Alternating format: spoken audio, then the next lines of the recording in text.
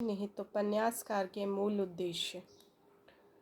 साहित्यकार का काम सिर्फ पाठकों का मन बहलाना नहीं है, यह तो भाटों तथा मदारियों, विदूषकों एवं मस्खरों का काम है।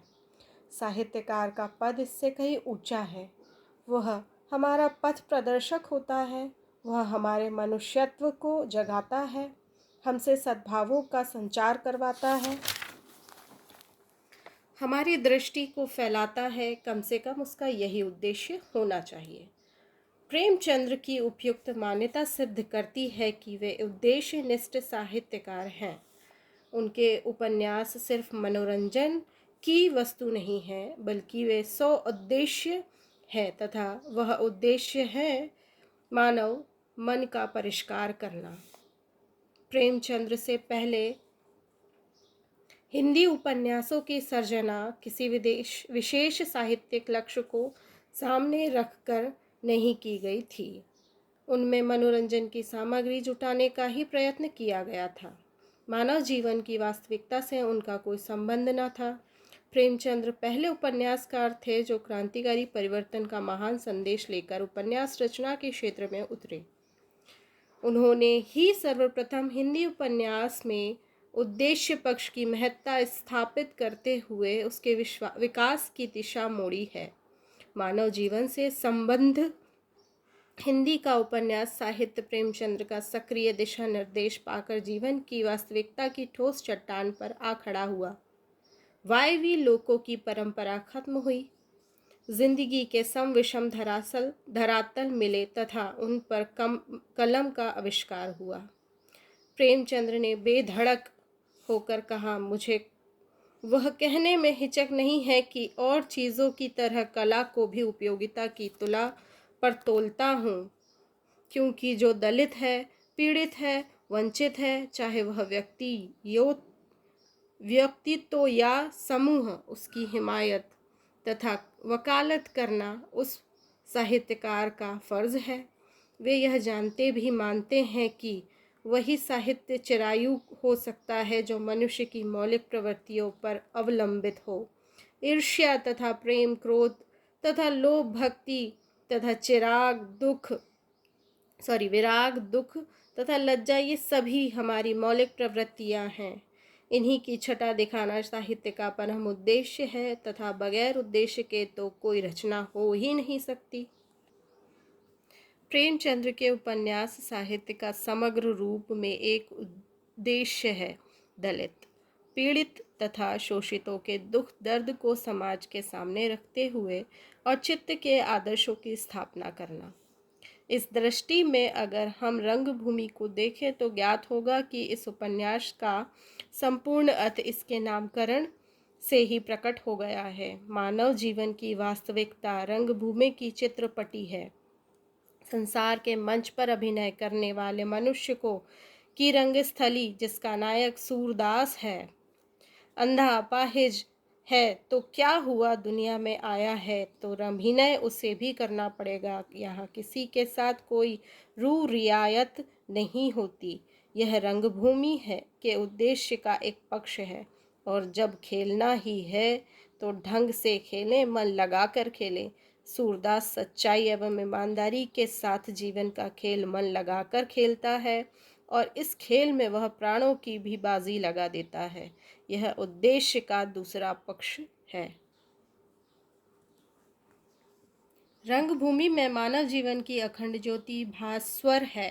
पाश्चात्य एवं पूर्वी सभ्यता की तुलनात्मक अध्ययन भी रंगभूमि में पेश है, जिसके माध्यम से प्रेमचंद्र भारतीय समाज के सामने यह सांस्कृतिक प्रश्न उठाते हैं कि हमारी अनुकरण की प्रवृत्ति में कहाँ तक औचित्य है। कहीं ऐसा तो नहीं कि भटक रहे हों। आओ मिलकर निर्णय करें तथा सावधान होकर चलें, जिससे हम हमारा सांस्कृतिक अस्तित्व सुरक्षित रह सके। चाहे पांडेपुर के किसान मजदूर तथा भिखारी हों, चाहे बनारस तथा उदयपुर के राजघराने, एक दूसरे से कटकर चलने से कुछ हासिल न होगा। कुटिल क्लार्क तथा जनसेवक हमें कहीं न कहीं न छोड़ेंगे। हमारे इंद्रदत्त विनय तथा निरीह जनता को मार डालेंगे, अथवा मर जाने हेतु बाध्य कर देंगे। दूसरी तरफ पूंजीवाद, जो पश्चिमी सभ्यता की घातक देन है, कि विकासकालीन परिस्थितियां भी रंगभूमि के पेट पर अंकित हुई हैं। यह महाजनी सभ्यता शोषण के आधार पर फली फूली है। सूरदास तथा पांडेपुर की जनता की अधोगति पर जनसेवक की प्रगति का प्रसाद खड़ा होता है। जनसेवक का वाणिज्य व्यवसाय इंद्रदत्त तथा सूरदास की लाश पर एवं असंख्य उजड़े हुए गरीबों की आहो कराहो पर विकसित होता है, फलता फूलता है। प्रेमचंद्र आस्थावादी उपन्यासकार हैं। रंगभूमि में गीतकार के कर्मयोग की भांति वे यह महान संदेश देते हैं कि जीवन एक खेल है, इसे खेलो, हारो तो घबराओ नहीं, जीतो तो घमंड में चूर मत ना हो। मरते मरते भी सूरदास कह जाता है, हम हारे तो क्या मैदान में भागे तो नहीं, रोए तो नहीं, धांधली तो नहीं की, फिर से खेलेंगे, जरा दम ले लेने दो, हार हार कर तुम्ही से खेलना सीखेंगे, तथा एक न एक दिन हमारी जीत होगी, जरूर होगी। राजा महेंद्र कुमार सिंह सूरदास की मूर्ति को तोड़ देते हैं तथा स्वयं उसके नीचे दबकर मर जाते हैं। इस घटना के द्वारा प्रेमचंद्र कहना चाहते हैं कि धन तथा वैभव आत्मबल एवं सेवा भावना के सामने पराजित हो जाते हैं। सूरदास की गिरी हुई मूर्ति के विषय में प्रेमचंद टिप्पणी देते हैं, कारीगरों ने मसालों से मूर्ति के पैर जोड़े तथा उसे खड़ा किया। उस पर आघात के चिन्ह अभी तक पैरों पर बने हुए हैं तथा मुख भी विकृत हो गया है। मानो लेखक यहाँ संकेत कर रहा है कि आधुनिक परिस्थितियों में महाजनी व्यवस्था में मानवीय गरिमा शत विशत हो गई है। स्वार्थ की कुटिलताओं ने चेहरे को बदरंग तथा भौंडा बना दिया है।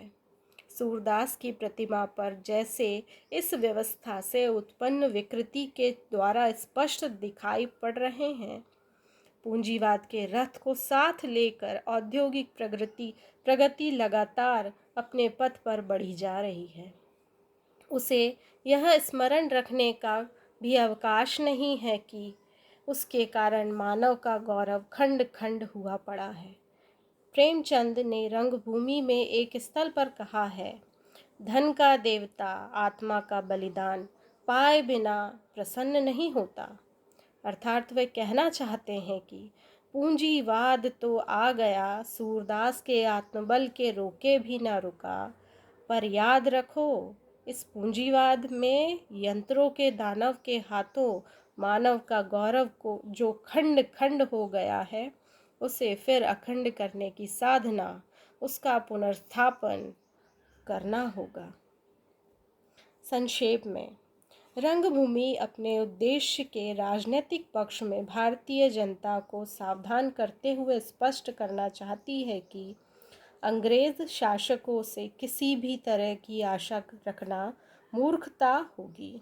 इसलिए जनता को चाहिए कि वह अन्याय के खिलाफ बगावत का झंडा खड़ा कर दे, घर घर तथा व्यक्ति व्यक्ति में असंतोष भड़काए।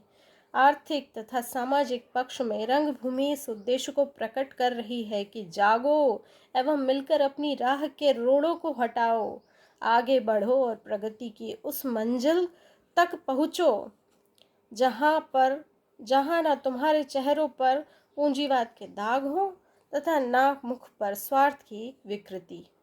तात्पर्य यह है कि जन जन में राजनैतिक दासता के कारण जो असंतोष था, रंगभूमि में प्रेमचंद ने उसे वाणी दी है। ग्रामीण जीवन, राव राजे, किसान, नागरिक, पूंजीपति तथा उनके अधीनस्थ मजदूर आदि भी मानसिक विचारधारणाएं प्रकट करना रंगभूमि का उद्देश्य है। मूक, सदियों से रूढ़िग्रस्त, अंधविश्वासी और ग्रस्त भारतीय समाज को प्रेमचंद ने उसके मौन को तोड़कर रंगभूमि में उसे वाचाल बना दिया है। निष्कर्ष रूप में डॉक्टर इंद्रनाथ मदान के शब्दों में, प्रेमचंद की कला का मूल उद्देश्य न तो चरित्र चित्रण है तथा न वस्तु संगठन बल्कि सुधार है। साहित्य के दो कार्य हैं, एक जीवन की व्याख्या करना, दूसरा जीवन को परिवर्तित करना। प्रेमचंद पिछले पर ज़्यादा जोर देते हैं, जो कि है जीवन की व्याख्या करना।